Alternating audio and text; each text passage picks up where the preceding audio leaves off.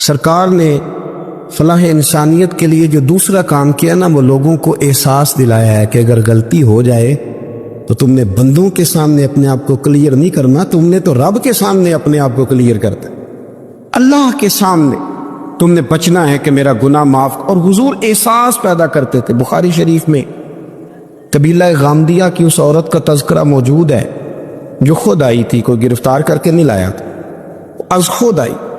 احساس پیدا ہو گیا نا گناہ کا۔ یہاں بہت ساری غلطیاں کر کے بھی لوگ جب اپنی بات کرتے ہیں تو کہتے ہیں کبھی یاد تو نہیں کسی کے ساتھ زیادتی کی ہو، یاد تو نہیں کبھی کسی کا، بھئی آپ نے اتنے بڑے ولی ہونے کا دعویٰ کر دیے۔ انسان تو انسان رہتا ہے۔ بڑے بڑے لوگ کہہ گئے کہ یا اللہ اگر انجانے میں بھی بھول گئے ہیں تو ہم سے درگزر فرما، لیکن جب ہم تیار ہی نہیں ماننے کو۔ حضرت انس بن مالک کہتے ہیں وہ خاتون آئی، کو پکڑ کے نہیں لایا، کسی 14 دنوں کے ریمانڈ پہ نہیں اسے منوایا گیا، اسے وہ خود بخود آئی، اور کریم محبوب علیہ السلام کے سامنے جب وہ کھڑی ہوئی تو اتنے درد سے میں نے کم لوگ روتے دیکھے ہیں جس درد سے وہ روئی۔ عرض کرنے لگی حضور میں غلطی کر بیٹھی، مجھ سے زنا ہو گیا، مجھے پاک کر دے۔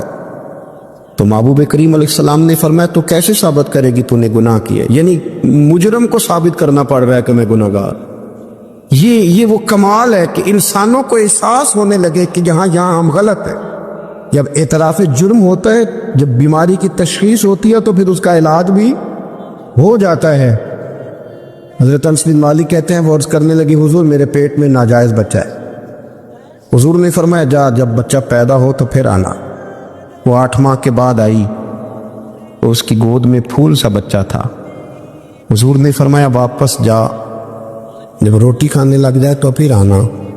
وہ 2 سال 2.25 سال دودھ پلاتی رہی، پھر جب آئی تو بچے کے ہاتھ میں روٹی کا ٹکڑا تھا۔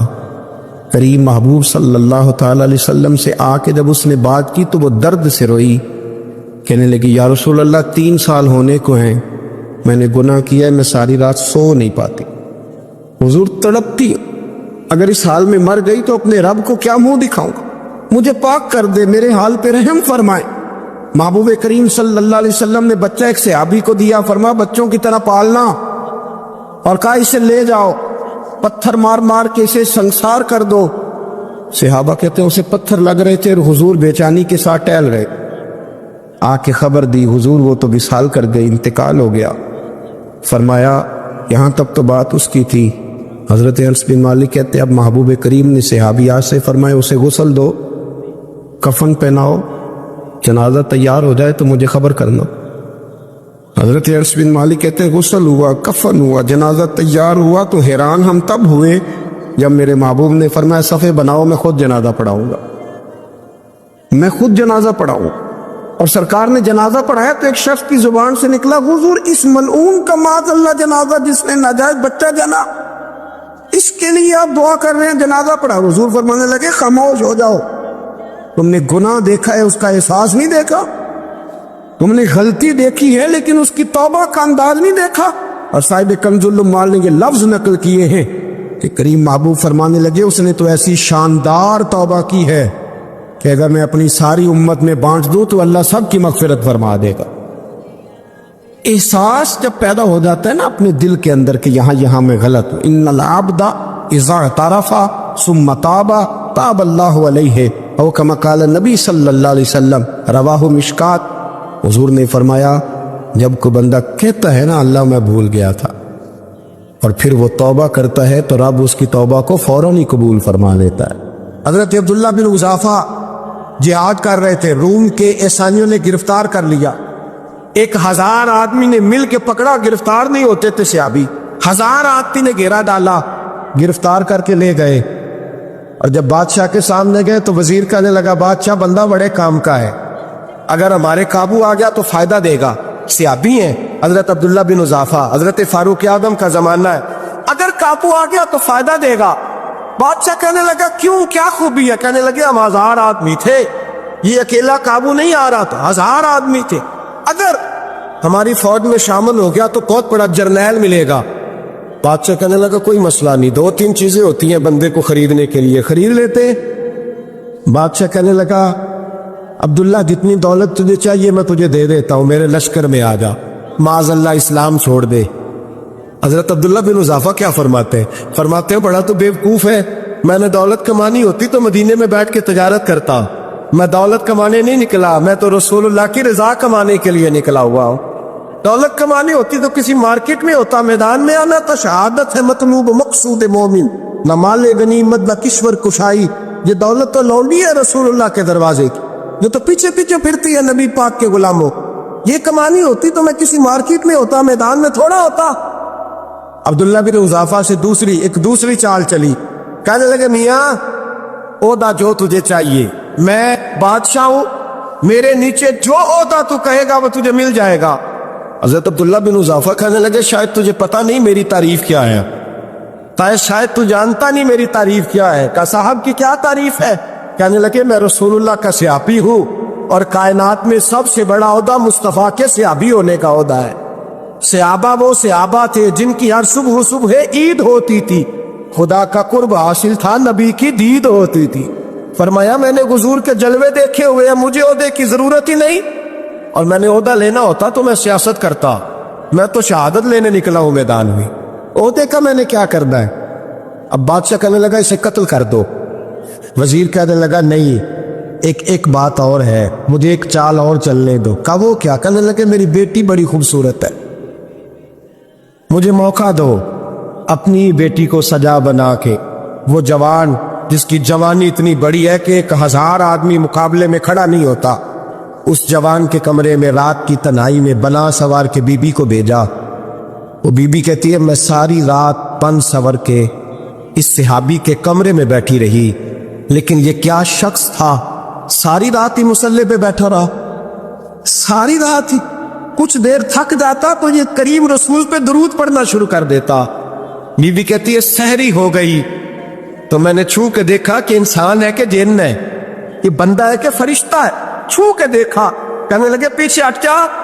میں نے کہا میں نے تو سنا تھا تو 1000 کے مقابلے میں ہے، اور تو اتنا بے حصہ ہے کہ بنی سوری دلہن بیٹھی ہے، تو نے نظر نہیں کی؟ عبداللہ بن حذافہ، بی بی کہتی ہے نظر پھر نہیں اٹھائی، نظر پھر جھکی ہوئی ہے۔ کہنے لگے بی بی میں مجبور ہوں، اب میرے اوپر کوئی حسن نہیں چلتا، میں نے جلوائے بددہا کا دیدار کیا ہوا ہے، اب میری نگاہوں میں جچتا نہیں کوئی، اس لیے کہ جیسے میرے سرکار ہے ایسا نہیں کوئی، کبھی بھی اب نہیں کسی کا میرے اوپر جادو چلتا۔ میں نے مصطفیٰ کو، اور کہا ذرا پیچھے ہٹ کے بیٹھ، مجھے میرے رسول نے غیر محرم سے بچنے کا حکم دیا ہے، ذرا پیچھے ہٹ کے بیٹھ۔ سحری کا وقت تھا، تو بی بی کہتی ہے اس نوجوان کے جملے میرا سینہ چیر گئے، کلیجہ پھٹ گیا، چیخ نکلی، میں کفر کے عالم میں روئی۔ میں نے کہا مجھے بتا تو صحیح، آخر یہ جذبہ کہاں سے ملتا ہے؟ آخر یہ روشنی تو میں نے دیکھی نہیں، کہاں سے آتی ہے؟ ایک میرا باپ ہے جو بنا سور کے مجھے تیرے کمرے میں چھوڑ گیا، بتلا یہ کہاں سے کیف آتے ہیں؟ عبداللہ بن حذافہ کہنے لگے اگر کیب لینا ہے تو بھی میرے مصطفیٰ کا کلمہ پڑھ جا، آجا دروازے رسول پہ جھک جا، مل جائے گا۔ سویرے دروازے پہ باپ آیا بیٹی سے رزلٹ لینے، دروازہ کھولا تو بیٹی نقاب پہنے باہر آئی۔ باپ کہنے لگا کیا بلا؟ کہنے لگی پیچھے ہٹ جا، تو غیر محرم ہے، کافر ہے، میں مسلمان ہوں۔ اس نے کہا کیا ہوا؟ کہنے لگی تیرے جیسے کو باپ کہوں، تیرے جیسے کو جو مجھے استعمال کر رہا تھا؟ میں تجھے باپ نہیں مانتی، میں اب رسول والی ہو گئی، میں حضرت فاطمہ کی کنیزہ ہو گئی، میں اب نبی کریم کی خادمہ ہوں، خبردار میرے قریب نہ آنا۔ یہ داؤ بھی ناکام ہوا۔ اب حضرت عبداللہ بن حذافہ کے سامنے موت کھڑی کی، ایک کڑا میں تیل گرم کیا، کہنے لگے تجھے اس میں جلایا جائے گا۔ حضرت عبداللہ بن حذافہ رضی اللہ تعالیٰ عنہ جب جلنے کے قریب ہوئے تو رونے لگے۔ روم کا بادشاہ کہنے لگا شاید ڈر گیا ہے، کہنے لگے اب سمجھ آئی ہے، اب تجھے پتہ چلا ہے، چلا جا۔ حضرت عبداللہ بن حذافہ کہنے لگے تو کافر ہے، تیری کافروں والی سوچ ہے، اس لیے نہیں رویا کہ موت سے ڈر گیا ہوں، میں تو اس لیے رویا ہوں کہ ایک جان ہے وہ نبی پاک پہ قربان ہو رہی ہے، کاش رب مجھے 1000 جان دیتا، میں ساری مصطفیٰ پہ قربان کر دیتا۔ ایک سنار نے گلی میں یتیم چھوٹے سے بچے کو گھومتے دیکھا تو سنار بے اولاد تھا، بچے کو اٹھا کے گھر لے آیا، 18 سال اس بچے کی پرورش کی، اس کو پالا پوسا، جوان کیا۔ سنار کے پاس وہ دکان پہ چلا جاتا، وہ کئی دفعہ دکان پہ رہتا، کئی دفعہ گھر میں رہتا۔ ایک دفعہ وہ دکان پہ تھا، بچہ گھر تھا، 18 سال کا جوان، اس کی بیوی اکیلی تھی۔ وہ جس نے ماں بن کے پالا تھا اس نے اسی پہ حملہ کر دیا، اس کا بازو بری نیت سے تھاما، بیوی چیخی۔ تھوڑی دیر گزری تو وہ نوجوان پیروں میں بیٹھ گیا، کہنے لگا اماں پتہ نہیں مجھے کیا ہوا۔ شام کو سنار آیا، بیوی چیخنے لگی، چلانے لگی، کہنے لگی آج عجیب بات ہوئی، جس کو میں نے جگر کا خون دے دے کے پالا اسی نے گندی نظر ڈالی۔ سنار محو حیرت ہے، بیوی کا خیال تھا کہ لات اٹھائے گا، ڈنڈا اٹھائے گا، نوجوان کو مارے گا، لیکن وہ رونے لگ گیا۔ اس نے کہا آج اس نے میرا بازو تھاما ہے، جانے کیا کیا ہے۔ پریشان ہونے لگ گیا، سجدے میں گر گئے، کہا تو بتاتا کیوں نہیں؟ تو وہ سنار کہنے لگا اس کی غلطی نہیں، 18 سال کے بعد آج مجھ پر بھی شیطان سوار ہوا تھا۔ ایک عورت آئی تھی، وہ اپنے بازوؤں میں چوڑیاں پہننا چاہتی تھی، تو میں نے بھی گندی نظر سے ہاتھ ڈالا تھا، رب کریم نے مجھے فوراً اس کی سزا دی۔ جن کے گھروں میں بیٹیاں ہوتی ہیں ان کی نظریں گندی نہیں ہوتی، جو بیٹیوں کے باپ ہوتے ہیں، جو بہنوں کے بھائی ہوتے ہیں، ان کی نظریں گندی۔ اور اگر تو ٹیلی فون کرتا ہے، تو کسی عورت کے ساتھ تعلق رکھتا ہے، تو یہ بات لکھ لے، امام فخر الدین رازی 1، علامہ اسماعیل حقی 2، ملا جلال الدین رومی 3، امام خازن 4، امام جلال الدین سیوطی 5 حدیث کے استاد اور محدث لکھتے ہیں کہ اگر تو کسی پر گندی نظر ڈالے گا تو تیرا گھر بچ سکتا، یاد رکھ نہیں بچے، اس لیے کہ تیری نظر ہے، کسی کی بیٹی کو بیٹی سمجھ تاکہ تیری بچی کا پردہ قائم رہے، کسی کی بہن کو، یہ کیا بات ہوئی کہ تو جتنا مرضی گند معاشرے میں پھیلاتا رہے تیرا گھر بچا رہے، یہ کیسے ہو سکتا؟ فَإِنَّ لَهُ مَعِيشَةً ضَنكًا، اللہ فرماتے ہیں زندگی تنگ ہو جائے گی تیرے لیے مشکل، تو ڈھونڈتا پھرے گا کہ میں مرنے کو جگہ تلاش کروں۔ سچی توبہ کرے، کھری توبہ۔ یہ گناہ انسان کو مجبور کر دیتے۔ حضرت عبداللہ بن مبارک رحمۃ اللہ تعالی علیہ، ان کے سینکڑوں شاگرد تھے، ایک شاگرد کے انتقال کا وقت آیا تو گھر گئے ملنے۔ آپ کہتے ہیں میں نے زور لگا لیا پر اس کی زبان پر کلمہ جاری نہیں ہوا۔ میں اسے کہتا کلمہ پڑھ پر اس کی زبان پر جاری۔ اللہ اکبر، بہت بڑی نعمت ہے، دعا فرمائے اللہ ایمان کی موت عطا فرما، ایمان کی موت دے اللہ کریم، ایمان کی موت دے۔